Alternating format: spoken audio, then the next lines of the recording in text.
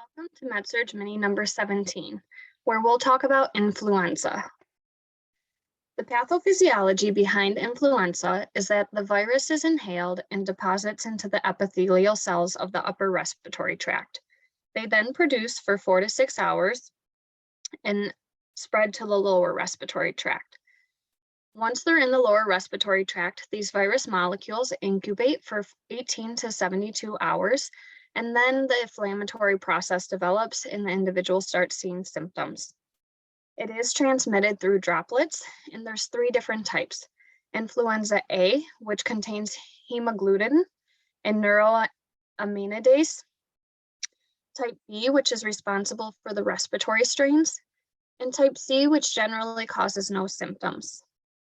The incidence is that it is increasing in healthcare burden, and an individual is typically infectious for 7 to 10 days or at least 24 hours after the cessation of symptoms. Risk factors for developing influenza would be being less than 2 years old or greater than 65, working in healthcare at a daycare or elder care, living in close quarters such as dorms, military barricades, and long-term care facilities, being immunocompromised or having a chronic illness, and being pregnant. Symptoms of influenza include fever, headache, sore throat, nasal congestion, cough, malaise, muscle aches, malaise, fatigue, and shortness of breath. It is diagnosed through a sputum culture, although by the time the sputum culture returns, the patient may not be infectious anymore. So they have also developed rapid influenza diagnostic tests, or RIDTs, and blood antibody staining that can be done through either a nasal or oropharyngeal swab. And these typically deliver results a little bit quicker than a sputum culture. Management of influenza would be prevention, so getting annual vaccination. You can either access a dead or attenuated vaccine depending on what you are able to. So for example, those that are immunocompromised would receive the dead vaccine. Those that have a healthy immune system could receive the attenuated. It is cautioned with egg allergy, and if someone does have an egg allergy, there are certain influenza vaccines that can still be administered.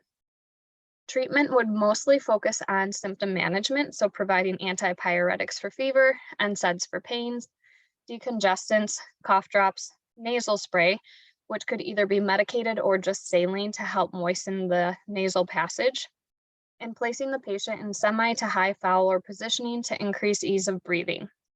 We could also provide antiviral medications, which should be initiated within 24 to 48 hours of symptoms.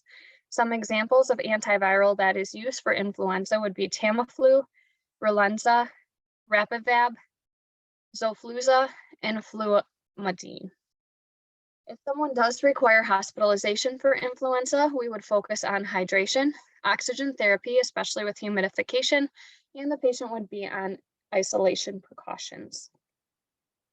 Considerations and complications would include that it can lead to respiratory distress, bleeding, or superinfection. We especially see superinfection with bacterial infections. Nursing priority problems would be ineffective breathing, decreased activity tolerance, altered gas exchange, and fluid volume deficit.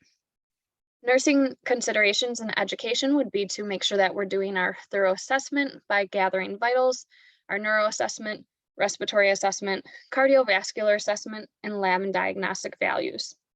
For education, we would educate our patients on the infection and spread timeline to make sure that they're not